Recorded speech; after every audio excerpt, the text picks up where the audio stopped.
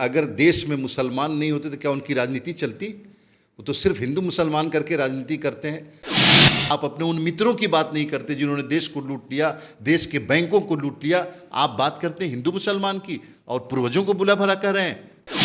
ये बिहार के लोग इसलिए हराएंगे भारतीय जनता पार्टी को क्योंकि उनकी नीतियों ने देश को बर्बाद कर दिया है और नीतीश कुमार जी नेतृत्व के लिए निकले। अब भारतीय जनता पार्टी का बिहार में कुछ चलने वाला नहीं है। नमस्कार, आप देख रहे हैं बिहार इन शॉर्ट्स। मैं हूं आपके साथ रोहित। आपको बता दें कि केंद्रीय मंत्री गिरिराज सिंह ने कल एक विवादित बयान दिया और उन्होंने कहा है कि 70 साल पहले अगर हमारे पूर्वजों से नेताओं से गलती नहीं हुई होती तो आज देश में मुस्लिम नेता नहीं होते। मेरे साथ बात करने के लिए जदयू एमएलसी खालिद अनवर जी हैं।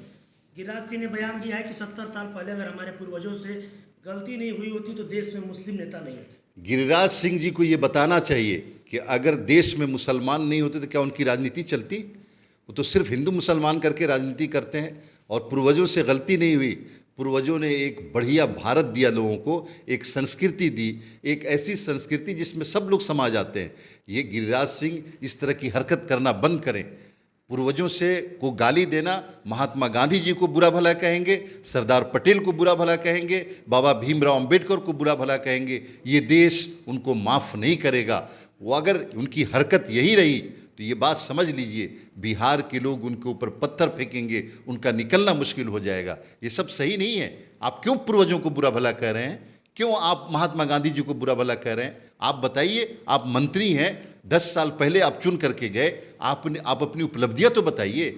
आप बेरोजगारी पे बात नहीं करते, महंगाई पे बात नहीं करते, आप अपने उन मित्रों की बात नहीं करते जिन्होंने देश को लूट लिया, देश के बैंकों को लूट लिया। आप बात करते हैं हिंदू मुसलमान की और पूर्वजों को बुला भला कर रहे हैं। बिल्कुल माफ़ नहीं किया जाएगा ऐसे लोगों को। अच्छा, एक तरफ पे बीजेपी लगातार हिंदू राष्ट्र बनाने की बात करती है, वहीं गिरिराज सिंह का कहना है कि अगर गलती नहीं हुआ होता 70 साल पहले तो सभी मुसलमान पाकिस्तान में होते।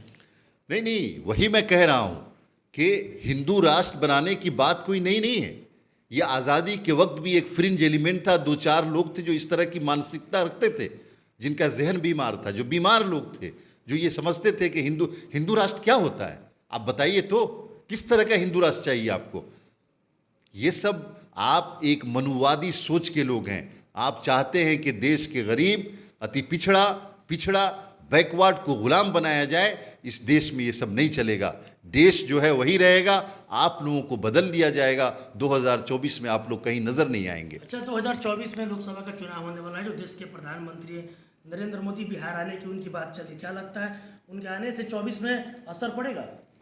नहीं, माननीय प्रधानमंत्री जी तो बिहार आ रहे हैं, उनका स्वागत है। मैं तो ये कह रहा हूँ वो कैंप कर जाएं यहीं, जब तक 2024 न हो यहीं बैठे रहें और एक सीट पे उंगली रखें कि इस सीट से मैं इलेक्शन लड़ूंगा। फिर उनको पता चल जाएगा कि बिहार के लोग क्या चाहते हैं। मैं उनको चैलेंज करता हूं, भारतीय जनता पार्टी को, कि अपने बड़े से बड़े नेता को बिहार में लाएं, कैंप कराएं और एक सीट तय करें।